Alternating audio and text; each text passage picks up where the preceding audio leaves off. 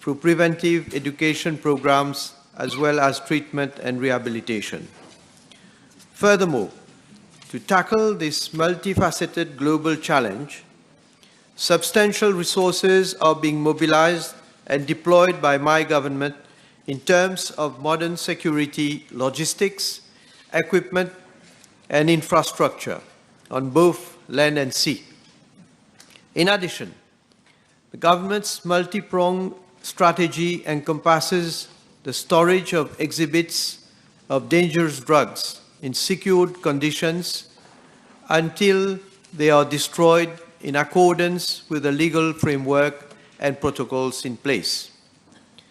Mr. Speaker, sir, I am informed by the Commissioner of Police that all dangerous drugs secured as exhibits during operations by police and the Customs Anti-Narcotics section of the Mauritius Revenue Authority are kept under lock and key at the Anti-Drug and Smuggling Unit ADSU exhibit room at the Line Barracks in Port Louis.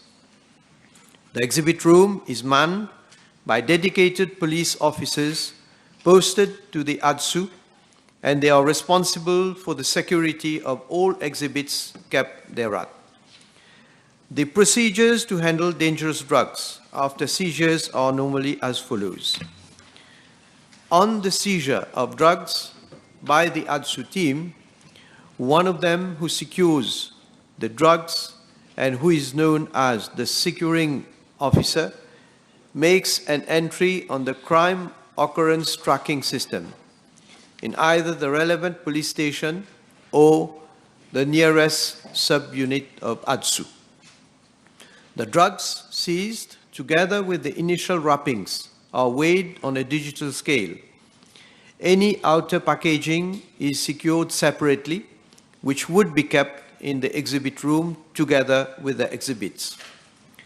The exhibits are properly wrapped and sealed with wax in the presence of the accused and another officer who witnessed the seizure. The sealed exhibits are signed by the securing officer, the accused, and another officer who witnessed the seizure. On the same day, the exhibit is taken by the securing officer to the exhibit room of ADSU at Line Barracks in Port Louis. The officer in charge of the exhibit room makes relevant entries in the exhibit register. The exhibit is allocated an exhibit register number. The officer in charge of the exhibit room takes charge of the exhibit, which is then kept in the room of ADSU pending conveyance to the Forensic Science Laboratory for examination.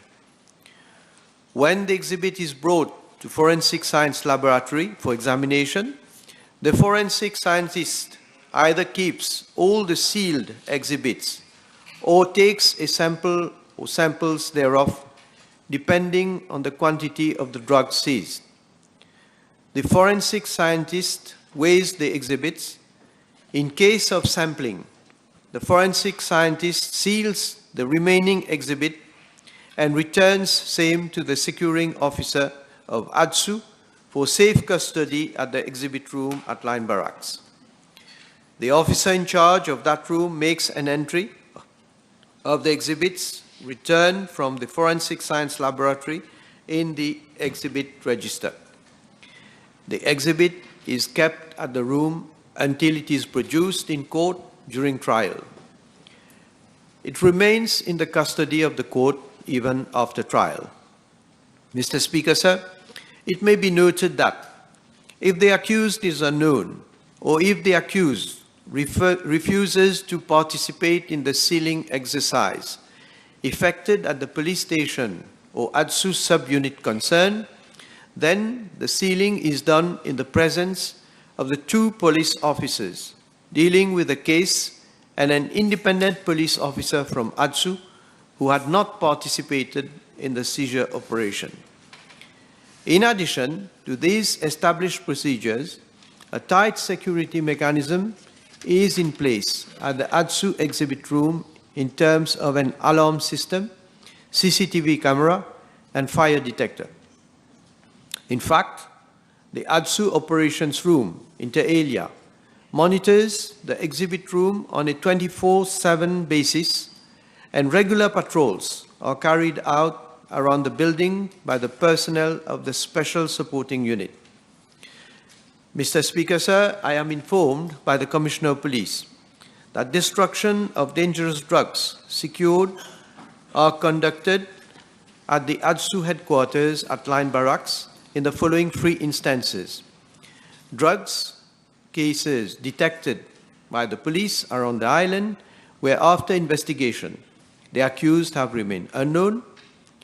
Drugs cases where the accused parties have been prosecuted before the courts, and after trial, the drugs are forfeited by courts.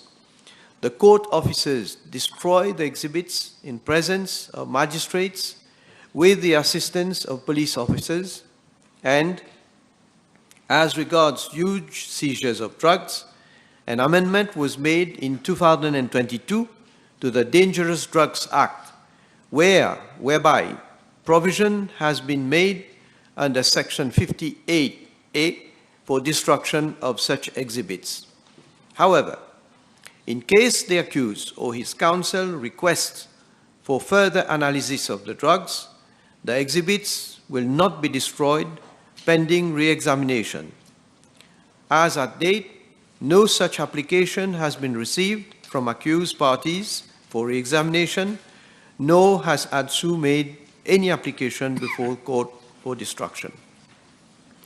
Mr. Speaker, sir, in order to ensure compliance with the Dangerous Drugs Act, the Commissioner of Police has, by way of Standing Order 86, laid down the procedures for the destruction of dangerous drugs. The adopted procedures prior to the destruction of the exhibits are as follows.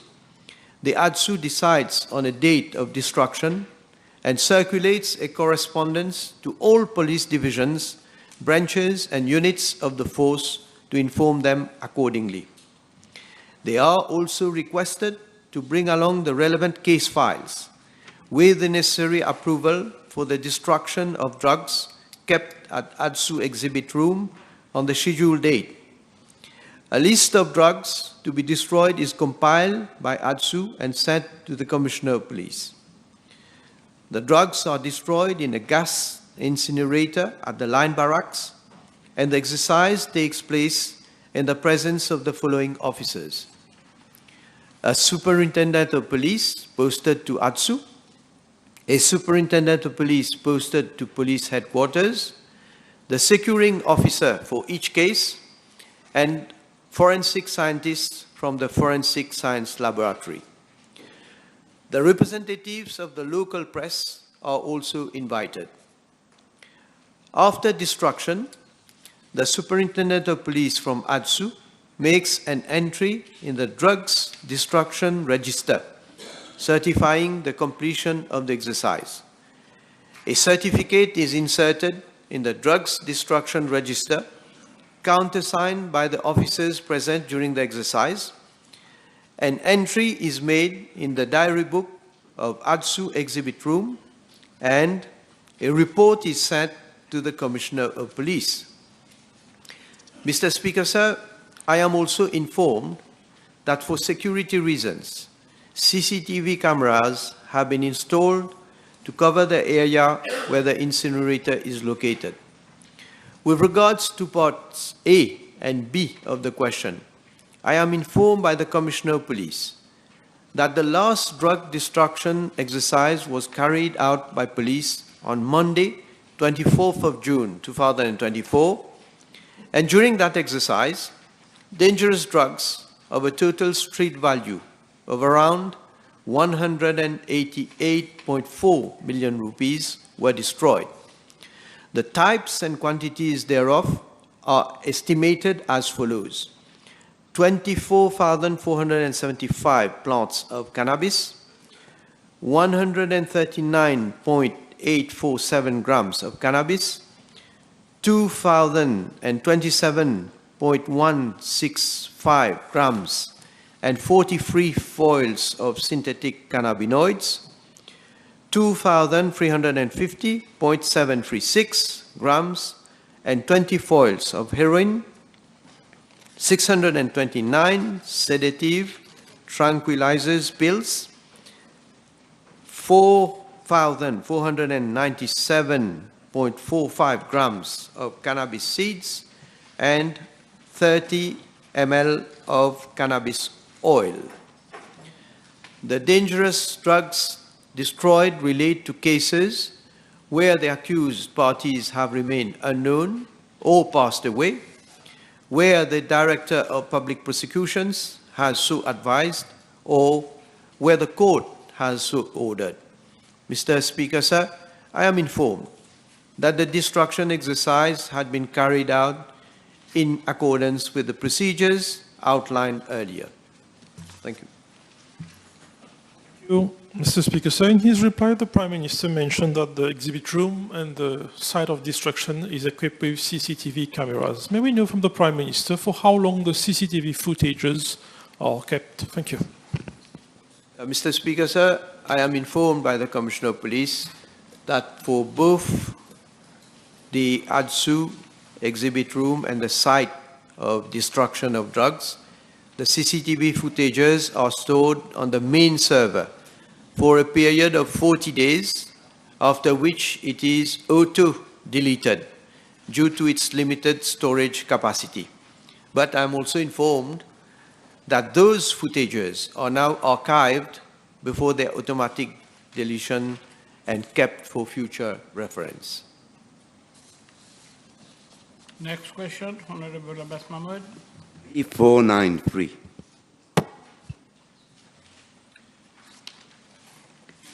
Mr. Speaker, sir, soon after Honorable Paul Raymond Béranger assumed office as Prime Minister in September 2003, he had a meeting with Mr. T.L.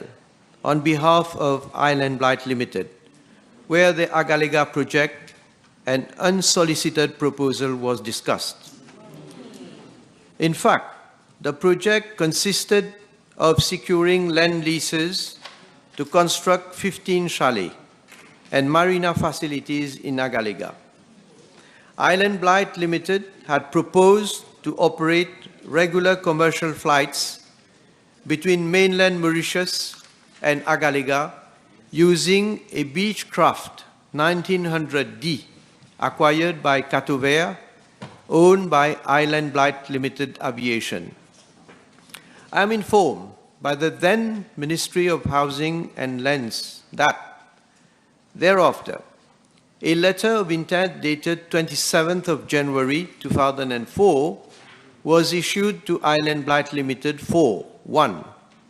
An industrial lease over an extent of 25 arpents of state land for the development of an Agala Island Resort project with a beach frontage of 400 meters on the southwest coast of North Island for the development of a hotel comprising of 15 chalets with all amenities including a fishing center, a boathouse, and a game room. And 2, a lease of an additional 87 arpents of state land for landscaping purposes with beach frontage of 400 meters on the northeast coast of North Island. Mr. Speaker, sir, I am further informed that the offer of the aforementioned leases was subject inter alia to the following conditions: a social integration plan being worked out, the payment of a cash deposit of 3 million rupees within 1 month as from the date of the letter of intent, and the payment of a survey fee as well as the costs of air trips to and from Agala upon submission of a separate claim at the rate of 3,000 rupees per arpent for the survey staff and transportation of survey equipment. In a letter dated 7th of May 2004, Island Blight Limited informed the then Ministry of Housing and Lands that it was no longer interested in the lease of 87 arpents initially proposed for landscaping purposes and instead requested for the lease of about 1 arpent along the southeastern coastline for the construction of a boathouse, a marina, and a jetty for fishing and supply by vessels to be used when prevailing winds hamper operations on the western side of the island. Mr. Speaker, sir, in this respect, on 9th of July 2004, the then government took note of the following. 1. Island Blight Limited had not yet confirmed the acceptance of the offer, which was made by the then Ministry of Housing and Lands on 27th of January 2004. And 2. Another portion of land of an extent of 1 arpent should be offered to the company. In view thereof, Island Blight Limited had requested for an updated version of the letter of intent dated 27th of January 2004, which would constitute the basis for the agreement. Accordingly, a new letter of intent dated 26th of October 2004 was issued by the then Ministry of Housing and Lands to the company, wherein Island Blight Limited was given a time limit of 2 weeks to confirm acceptance of the offer. Mr. Speaker, sir, I am informed that both leases were to be granted for an initial period of 20 years, renewable at the option of the lessee for 4 consecutive periods of 10 years each. At expiry of each and subsequent period of 10 years, the rent would be revised for both leases to reflect the market value at the time of renewal. On 26 October 2004, the then Ministry of Housing and Lands informed Island Blight Limited that the rental claimed for both sites, namely 25 arpents and the additional 1 arpent, was as follows. 260,000 rupees per annum for period 27th of January 2004 to 26th of January 2006. That is 21,667 rupees monthly. 520,000 rupees per annum for the period 27th of January 2006 to 26th January 2008. That is 43,333 rupees monthly. 1,040,000 rupees per annum for period 27th of January 2008 to 26th of January 2014. That is 86,667 rupees monthly. And 1,560,000 rupees per annum for period 27th of January 2014 to 26th January 2024, that is 130,000 rupees monthly. Island Blight Limited had, on 3rd of November 2004, signified its acceptance to the offer made by the then Ministry of Housing and Lands in its letter dated 26th of October 2004.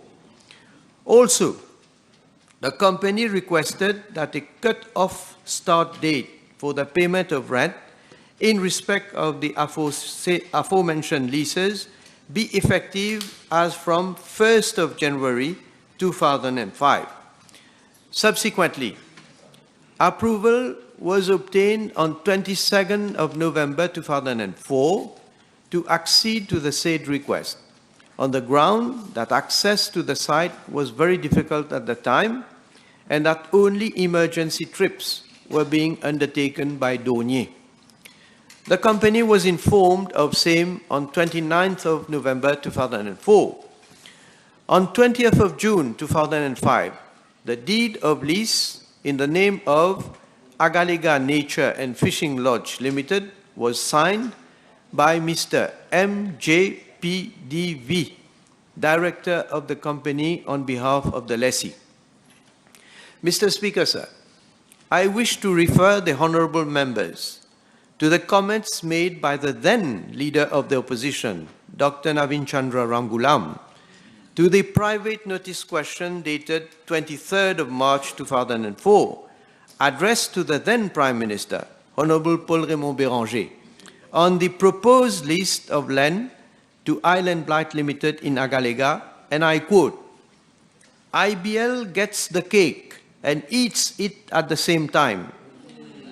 The Prime Minister says that no public money is going to be involved, but he confirms that an airstrip is going to be enlarged so that IBL can put this airplane of 19 seats. That is what is going to happen. The port is going to be developed, the fishing station is going to be given, everything is going to be given to IBL. And the Prime Minister says there is no hidden agenda. There is a hidden agenda. IBL is being given the island, which occupies a geostrategic position, and they are going to get an island. That is what the problem is," unquote. Dr. Ramgoolam further added, and I quote, "The point that we are trying to make is that it seems that preferential treatment is being given to IBL. I will say why, and I will ask the Prime Minister to respond to that. First of all, nobody was aware that there was a possibility of a project there. And then suddenly, IBL comes up with a project. Why is it that government did not consider public auction in that case? Since we are talking about an island quite far from Mauritius, why did it not consider that instead of giving a lease to IBL?" Unquote. The then Prime Minister, Honorable Paul Raymond Béranger, replied, and I quote, "The IBL people are very enterprising. They worked out a project and came forward. That is what entrepreneurship is about. There is no absolutely preferential treatment to whoever. The danger right now is that IBL drops the project," unquote. Mr. Speaker, sir, after the general elections of 2005, a change in government, Cabinet agreed on the 14th of October 2005 not to proceed further with the offer of lease of state land at Agalega to Island Blight Limited. The then Prime Minister was Dr. Navin Chandra Ramgoolam, the now cherished partner and self-proclaimed petit frère of Honorable Paul Raymond Béranger. Mr. Speaker, sir, more...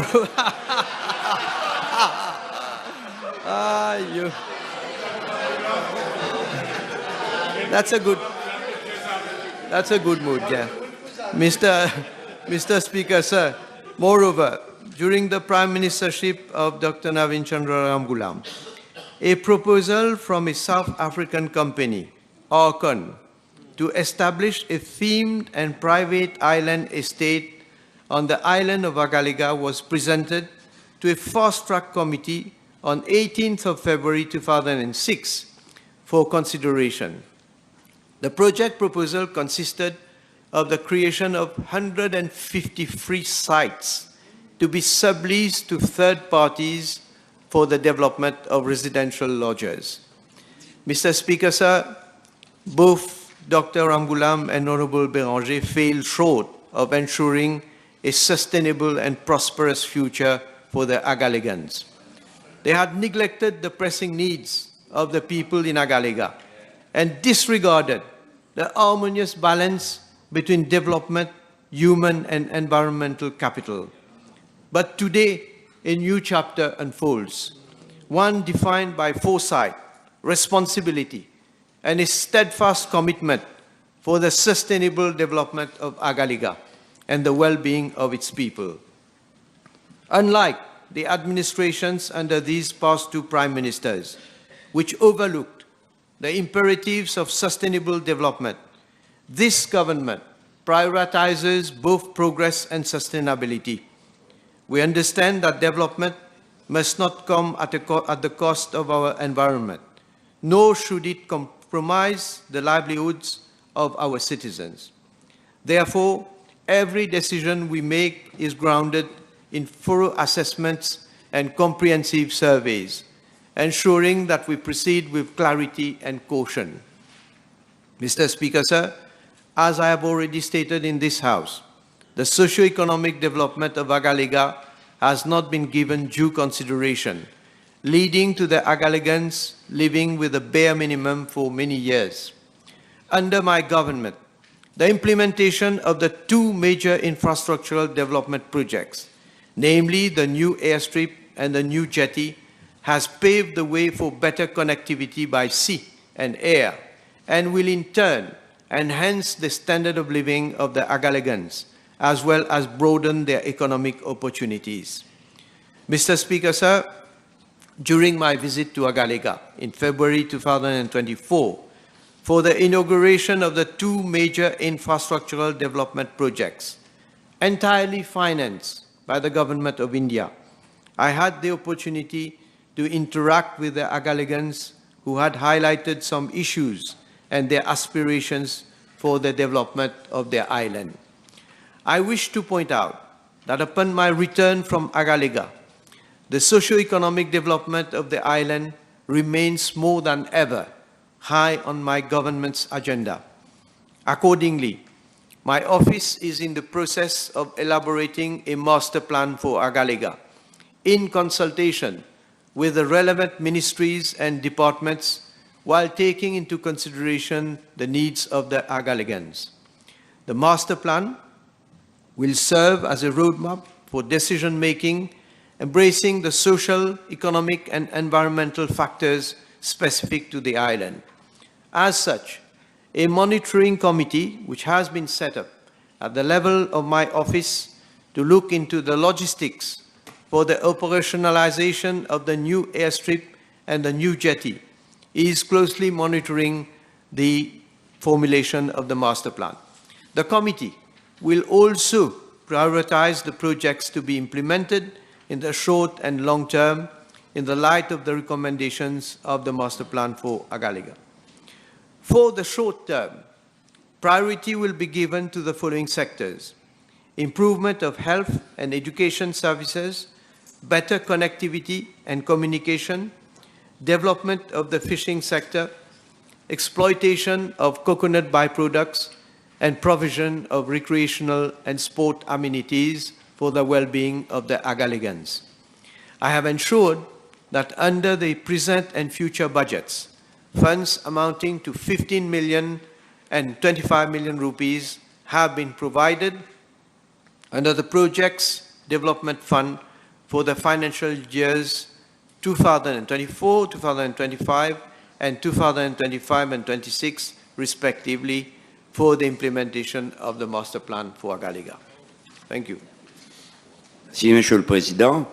Can the Honorable Prime Minister state whether Island Blight Limited imposed conditions in the course of discussion with the then Prime Minister for the Agala Resort project? Well, again, Mr. Speaker, sir, the own arguments of the then Prime Minister, Honorable Paul Béranger, it will tell the story. In fact, if we look at his answer to the PNQ of 23rd of March 2004, Honorable Béranger stated, and I quote, "IBL has indicated that the whole project is subject to two sine qua non conditions. A, access being made available through the enlargement of existing passes on both sides of the island, so as to allow fishing boats to operate whatever the climatic conditions. And B, it would have to purchase a small plane. The operation thereof would not be sustainable if the plane did not operate to Rodrigues, Réunion Island, Madagascar, Comoros, and other countries in our sub-region," unquote. As we can see, conditions were imposed by Island Blight Limited, and Honorable Béranger added in his reply, I quote, "I foresee no problem." 32. Thank you, Speaker, sir. Can Honorable Prime Minister state whether the then Prime Minister, Honorable Paul Béranger, visited Agala and whether there were discussions with IBL for future projects of the resort project? Well, Thank you. Honorable Béranger, I have from my record, he visited Agala on the 11th of January 2004 at the head of the delegation, comprising also the then Minister of Social Security and National Solidarity, Senior Citizens Welfare and Reform Institutions, and the Minister of Training, Skills Development, Productivity and External Communications. Now, from his answer to the private notice question, again dated 23rd of March 2004, Honorable Béranger stated, I quote, "The promoters would wish to have access to both sides of the island through passes to the open seas. The extent that they have requested for goes to both sides of the island. But allowance is for the already existing road, which will remain public, and for 2-meter reserve on both sides, which I emphasize, which I made clear," meaning Honorable Béranger. If it was successful to start with that number of chalets, I have no doubt that with 25 arpents available, the promoter would develop further, unquote. Clearly, the then Prime Minister had discussed and had privileged information for future developments. Table has been advised that PQB 494, 495, 496, 498, 499, 502 have been withdrawn. Time is over.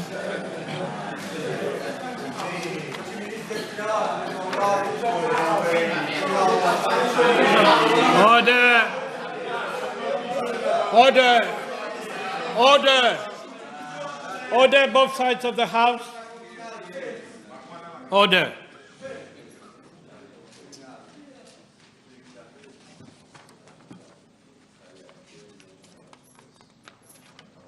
I heard Honorable Bagwan saying communal. Is that, did you said communal, fail? No, withdraw the word, that will go unanswered. So Honorable Bagwan withdraws the word communal and apologizes to the House. And apologize. Unparliamentary, communal. This has got serious allegations. This is very serious allegation. So you apologize. You apologize. Thank you very much.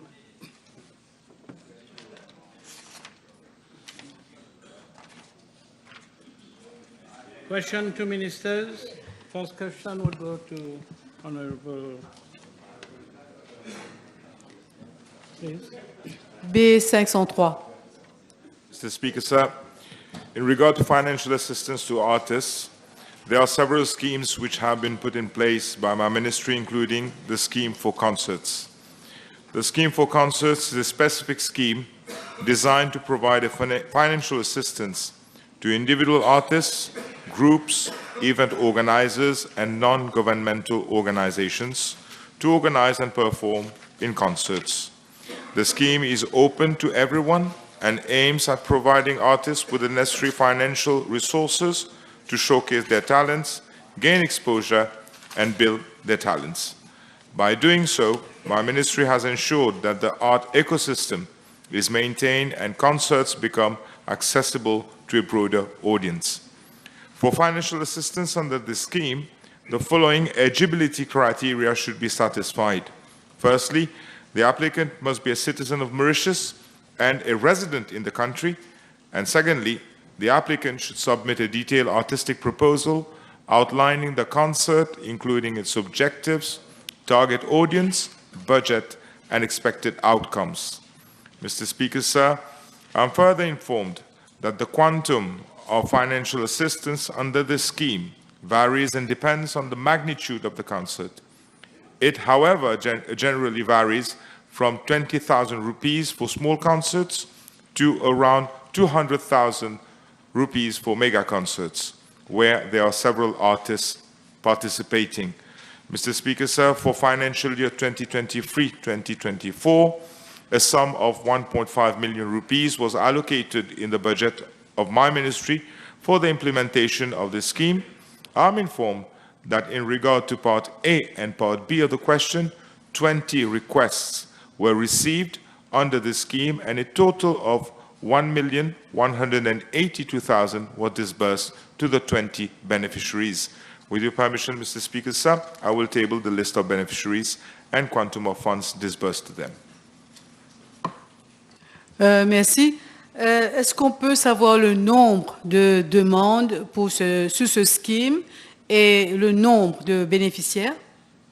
Mr. Speaker, sir, I've just mentioned 20 requests were received under the scheme, and 1,182,000 were disbursed to 20 beneficiaries. So we have entertained all 20 requests. The list is here, I'm tabling.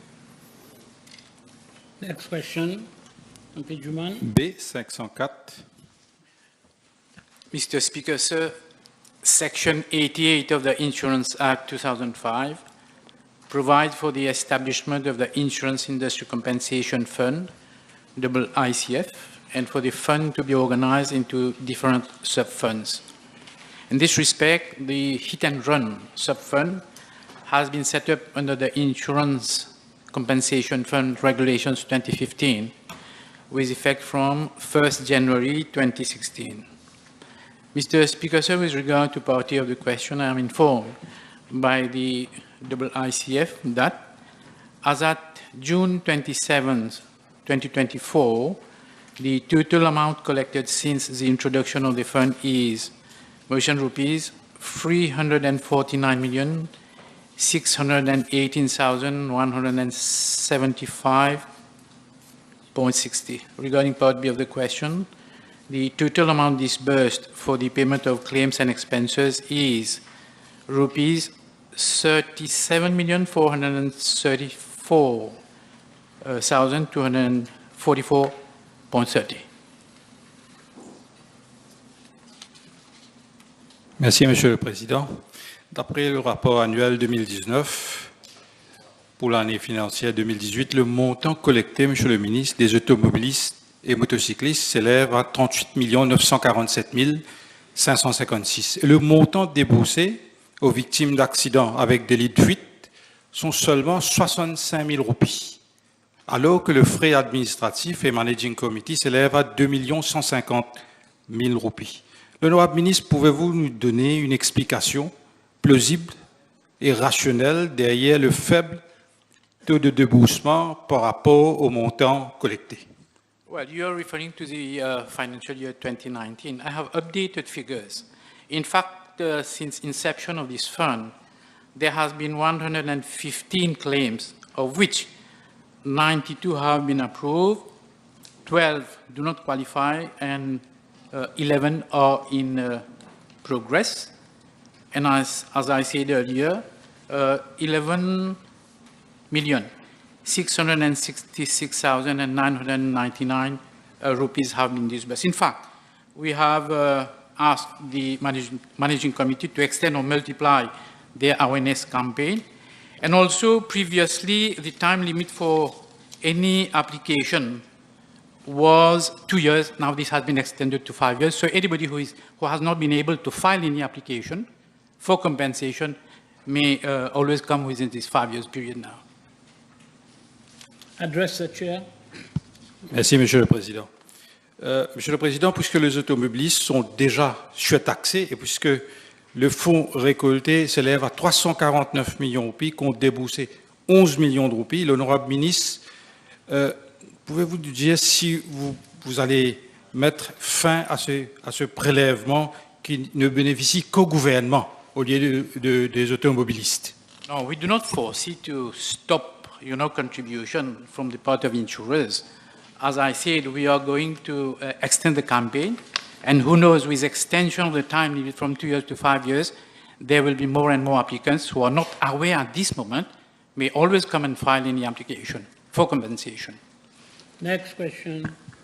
B505.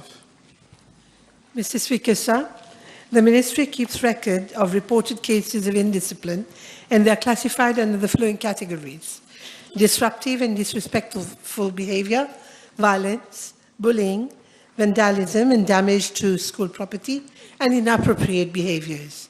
The number of cases recorded in each of the above categories since 2015 to date in public, private, and secondary schools are as follows.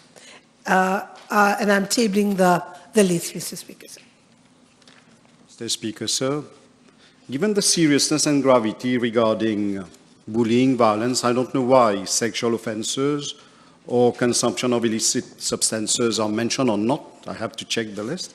May I ask the Honourable Minister if her ministry has critically gauged the causes for the failure of the measures taken in the past 10 years to tackle indiscipline in general in schools in terms of capacity building, proper research, legislation, empowerment of heads of school, and if she may table documents regarding any proper monitoring and rehabilitation of protagonists involved in recurrent and extreme cases of indiscipline. This is the PQ. You see, you have right for a supplementary question and you're asking a long PQ. Why don't you come with a PQ on that? The PQ? This is a supplementary question. You don't know the difference? It is a now 5 years over? It is a PQ on indiscipline. What PQ are you talking? Your PQ is here, sir. Your PQ is here. This is supplementary question. I don't know if the minister has the reply for long question. Mr. Speaker, sir, the ministry has got a national counselling services, and the teachers are trained. We have put counselling desks in schools, and obviously we do carry out a monitoring. Now, it is totally inadequate to come and state that nothing is working. We know that there has been an increase in the number of cases of indiscipline, but this is a reflection of society, isn't it, Mr. Speaker, sir? Don't we see in the National Assembly the behavior of some of the members? It's just a reflection. So we are taking necessary measures, and we're making sure that necessary follow-up is done and that support is provided not only to the victims but also to the bullies. This question has sufficiently been canvassed. We move to the next question. B506. Monsieur le Président, l'Economic Development Board a la responsabilité de promouvoir Maurice en tant que plateforme d'investissement réputée, zone d'exportation compétitive et un centre financier international. Les initiatives stratégiques de marketing menées par l'IDB au cours des dernières années ont permis de positionner avec succès Maurice comme une destination de premier choix pour les investissements directs étrangers et une plateforme d'exportation au marché préférentiel de plus de 5 milliards de consommateurs. L'Economic Development Board m'a informé que l'entité a entrepris 29 missions à l'étranger dans le cadre de la promotion du commerce et de l'investissement depuis le 1er juillet 2023 jusqu'à aujourd'hui. Les différentes actions de marketing entreprises par l'IDB ont permis à Maurice d'attirer un niveau substantiel d'IDE. En seulement 2 ans, c'est-à-dire en 2022 et 2023, l'IDB a attiré plus de 70 milliards de roupies d'investissements directs étrangers dans les secteurs clés tels que l'éducation, l'agro-industrie, la biotechnologie, l'éthique, l'industrie manufacturière, l'immobilier, l'hôtellerie et les services financiers. En termes d'exportation, en 2023, Maurice a connu une expansion significative des exportations de biens et de services avec une croissance de 9,8%. Cette progression fait suite à une hausse de 49,4% en 2022. Le total des exportations pour 2023 était de 347 milliards de roupies contre 316 milliards de roupies en 2022.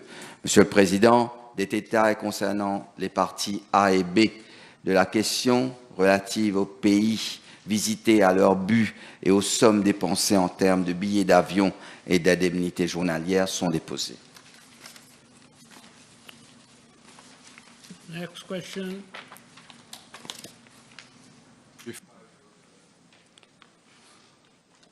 Monsieur le Président, je souhaite informer l'Assemblée que le van scanner a été gracieusement offert par l'Union européenne en août 2018 et qu'il est en service depuis. Le van scanner est utilisé pour scanner les marchandises en vrac ciblées de moins de 200 kg dans les gares de fret en vue de faciliter le dédouanement dans un délai plus court. En ce qui concerne la partie A de la question, la MRE m'a informé que le scanner est hors service depuis le 11 mars 2024. Une étude conjointe a été menée par les ingénieurs et techniciens de Ray et Lanferna Limited, qui est le représentant du fournisseur du scanner mobile. À l'issue de cette expertise, ils ont conclu que le générateur de rayon X avait été endommagé et devait être remplacé. En ce qui concerne la partie B, la Mauritius Revenue Authority m'a informé que le générateur de rayon X a été commandé le 16 avril 2024 auprès du fournisseur en Allemagne, Ray et Lanferna Limited. Je suis également informé que l'un des principaux composants du générateur est fabriqué en Ukraine et qu'en raison des conditions de guerre qui prévalent dans cette région, la livraison de l'Ukraine à Maurice via l'Allemagne prend plus de temps que d'habitude. Monsieur le Président, en ce qui concerne la partie C de la question, à titre d'arrangement provisoire et pour éviter tout retard dans le processus de dédouanement, la Mauritius Revenue Authority a mis à disposition son camion gratuitement pour transférer sous contrôle douanier toute cargaison ciblée pour le balayage des stations de fret à l'installation principale de balayage. La grande majorité des stations de fret et l'installation principale de balayage sont situées dans la zone portuaire elle-même. Je suis également informé que pour accélérer la mainlevée des envois, certains importateurs ont pris leur propre disposition de transfert sous contrôle douanier pour le scannage de leurs marchandises à l'installation principale de scannage. Monsieur le Président, je tiens à rassurer l'Assemblée sur le fait que toutes les activités de scannage sont effectuées sous le contrôle strict du département des douanes et que les envois sont dédouanés sans retard excessif. Merci, Monsieur le Président. Next question. B508. Mr. Speaker, sir, I'm informed by the Road Development Authority that the Boulevard Victoria Bridge, located on the Boulevard Victoria Road B136 and crosses La Paix stream, has a hydraulic capacity of 2 meters wide and 0.7 meter deep. The bridge comprises 4 lanes, including a central verge and footpath on both sides.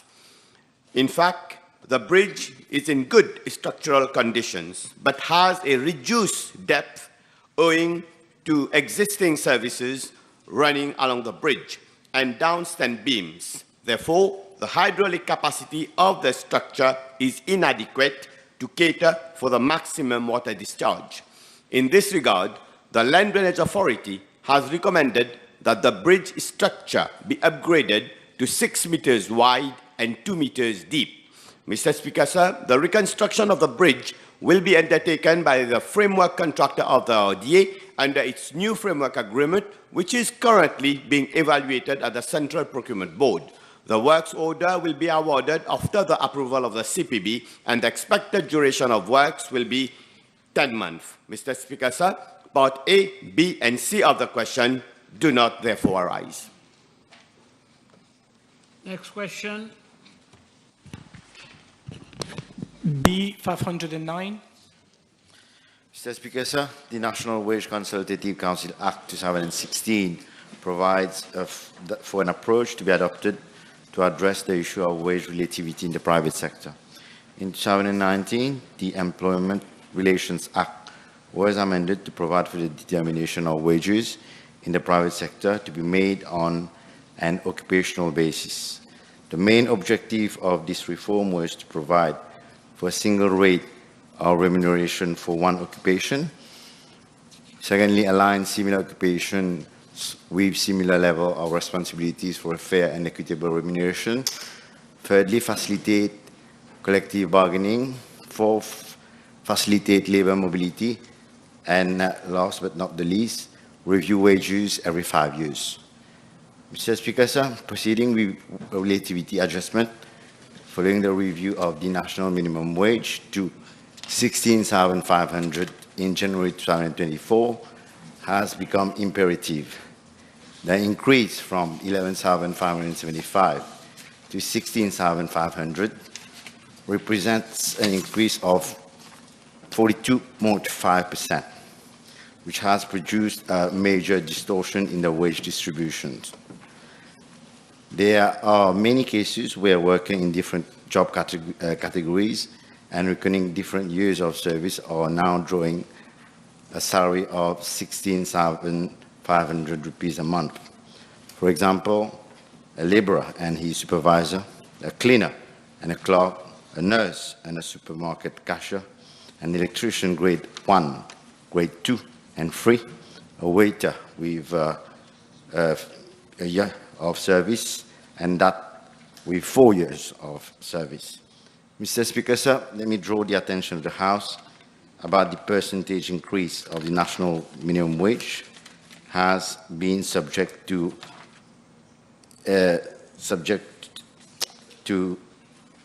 its introduction. From 2019 to 2022, 800 rupees, that is 9%. From 2023 to 2024, 4,925 rupees, that is 42.5%.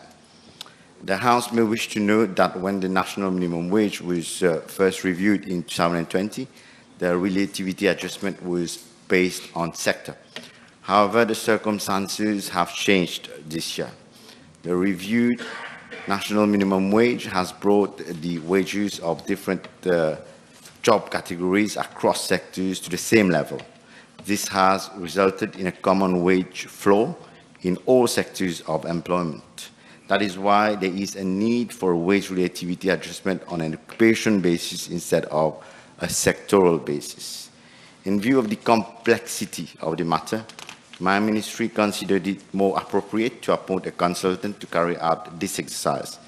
To that effect, a provision was thus made in 2023 in the new Section 1991A of the Employment Relations Act.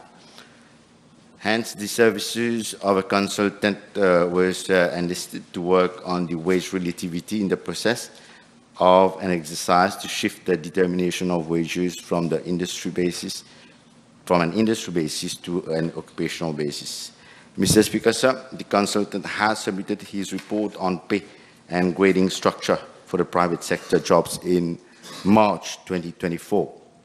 The report revealed that only 119 7 workers out of 366 7 are concerned with this exercise, which is targeting those workers who are drawing up to around 37 rupees. The total estimated cost based on occupations revolved to around 2.7 billion rupees yearly. To this end, the estimated relativity adjustment already paid is 1.5 billion. As such, the net cost would be 1.2 billion.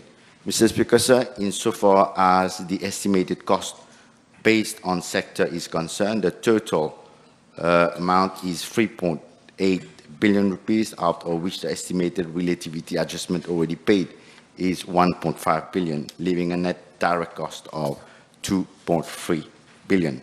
I wish to highlight that the shift from sector to occupation will reduce the implementation cost by 1.1 billion rupees.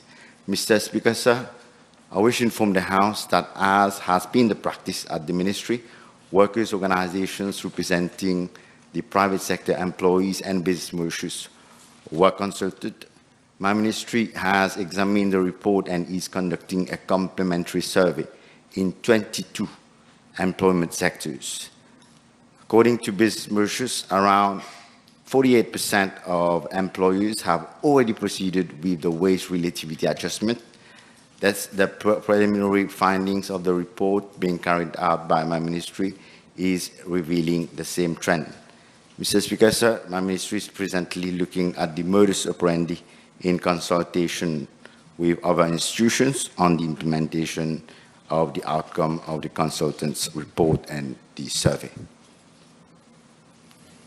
Thank you, Mr. Speaker. May I know from the Honourable Minister the date, the scheduled date, the estimated date of the implementation of the publication of the report recommendation first, implementation, and whether it will have retrospective effect, the adjustment will have retrospective effect? Mr. Speaker, sir, as I mentioned in my main reply, the consultation is still ongoing, so we don't have a set date for the wage relativity announcement. But I can reassure the honourable member and the House and the population at large that due consideration is being given to the wage relativity adjustment, and it will be soon. As the Honourable Minister is aware, under the law, the National Wage Consultative Council has to also give its report to the PRB, so that there is an alignment. So in this case, since the recommendations are not being made by the Council, but by the consultant, will the report of the consultant also be communicated to the PRB for the adjustment to the public sector? Mr. Speaker, sir, the consultant has met with the team at the PRB, and a joint consultative meeting is being held so that the PRB aligns itself also based on the report. I'll be suspending for 1 hour.